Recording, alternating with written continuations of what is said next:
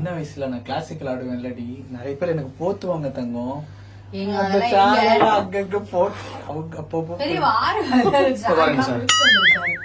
Ma'am நம்ம சொன்னோம்ல 45 minutes process, so 45 minutes ஆயிடுச்சு. இப்போ நம்ம வந்து உள்ள போய் பாத்துருவோம். ரொம்ப ஆர்வமா இருக்காரு. இந்த சாரி எல்லாம் பர்ன் பண்ணியாச்சு சார். இப்போ பர்ன் பண்ணிட்டு அடுத்த ப்ராசஸ் வந்து இப்போ நம்ம இந்த கடையில எடுத்துட்டோம். ஆமா கரெக்ட் மேம். உங்க கடைக்கு ஏதாச்சும் ரெப்ரசன்டேட்டிவ் வேணும்னா யூஸ் பண்ணிக்கோங்க. இது ஆக்சுவலா ஷார்ட் புட் மாதிரி இல்ல. ஆமா சார், ஷார்ட் புட் பால் தான் அது. ஓ இந்த ஸ்கூல்ல எல்லாம்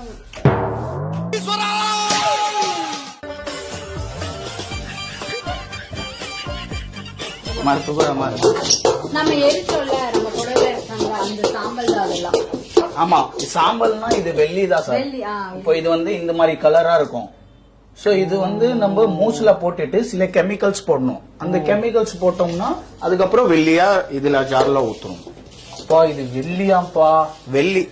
ஆமா பழைய புடவை மாதிரி இருந்துச்சு முதல்ல, இப்ப மண்ணு மாதிரி ஆயிடுச்சு. அடுத்த ப்ராசஸ்ல சில்வர் பார் வந்துடும்.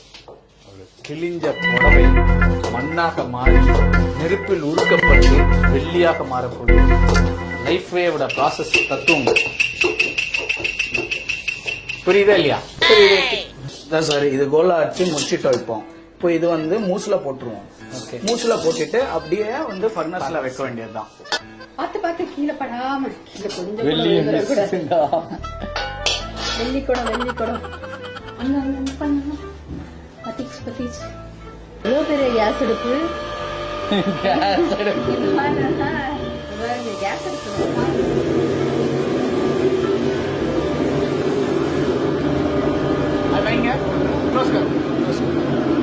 ஓகே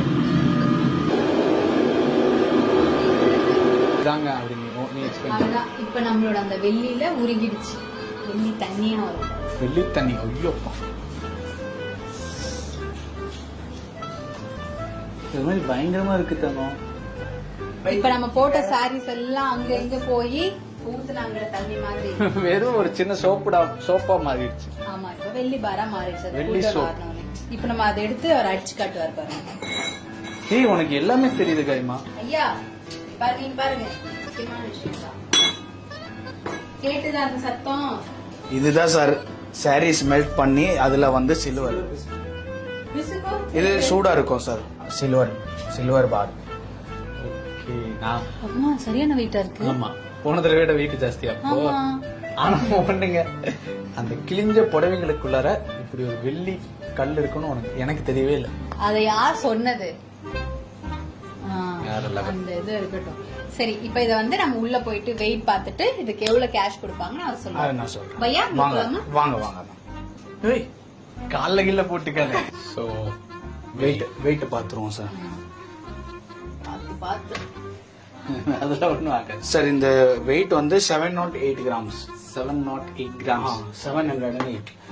இப்போ உங்களுக்கு எப்படி சார் இது வந்து இதுக்கு கேஷா வேணுமா இல்ல நீங்க வெள்ளியா எடுத்து போறீங்களா? இல்ல கேஷா வேணும்.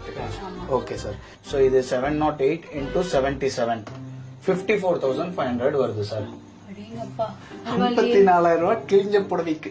சத்தியமா நான் எதிர்பார்க்கல. அதுல இன்னொரு விஷயம் என்னன்னா, அந்த மக்கள் அவங்க நம்ம மாமியார் பாட்டில வந்து அது பத்திரமா வச்சிருந்திருக்காங்க. நான்லாம் வைப்பேனா வைக்க மாட்டேன். பட் இதுக்கப்புறம் வைப்பேன்.